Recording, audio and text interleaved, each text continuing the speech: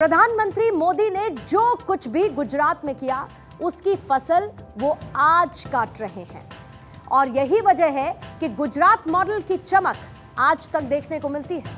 प्रधानमंत्री नरेंद्र मोदी आज भी गुजरात मॉडल की चर्चा करते हुए थकते नहीं हैं।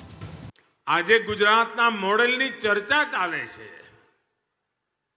ચાહે સોશિયલ ઇન્ફ્રાસ્ટ્રક્ચરની વાત હોય, ફિઝિકલ ઇન્ફ્રાસ્ટ્રક્ચરની વાત હોય, ગુજરાતના લોકો દેશની સામે એક બહેતરીન મોડેલ પ્રસ્તુત કરી રહ્યા છે। આજ ગુજરાત વિકાસના અનેક માપદંડોમાં खूब आगळ छे। प्रधानमंत्री नरेंद्र मोदी का यह भाषण बीते साल दिसंबर महीने का है, लेकिन गुजरात मॉडल की बात प्रधानमंत्री जब मौका मिलता है करते रहते हैं। दरअसल 2002 में गुजरात का मुख्यमंत्री बनने के बाद अगले 10 सालों तक बतौर मुख्यमंत्री नरेंद्र मोदी के कामकाज के जरिए गुजरात में आए बदलाव को गुजरात मॉडल कहा गया। अर्थव्यवस्था से लेकर इंफ्रास्ट्रक्चर, इतिहास के उस दौर में गुजरात के भविष्य से लेकर भेष और निवेश में आए बदलाव को ही गुजरात मॉडल के नाम से जाना गया।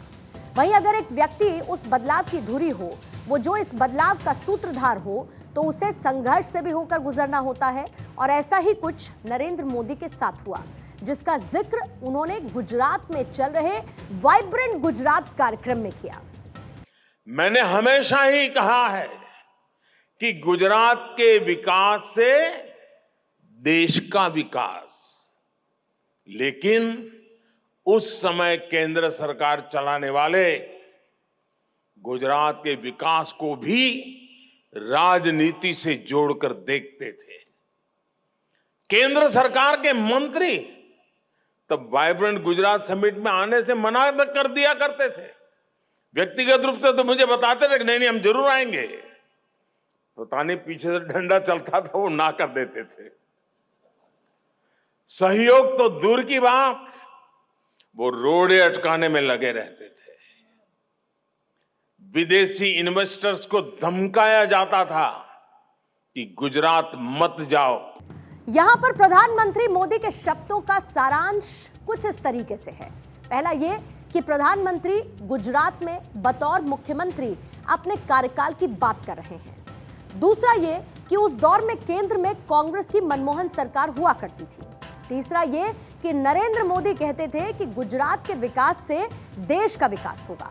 चौथी ये कि गुजरात में सहयोग की बजाय केंद्र की कांग्रेस सरकार गुजरात के विकास में रोड़े अटकाने का काम करती रही। और पांचवा ये कि गुजरात ने निवेशकों को आकर्षित किया तो कांग्रेस सरकार ने निवेशकों को, इन्वेस्टर्स को धमकाने का काम किया।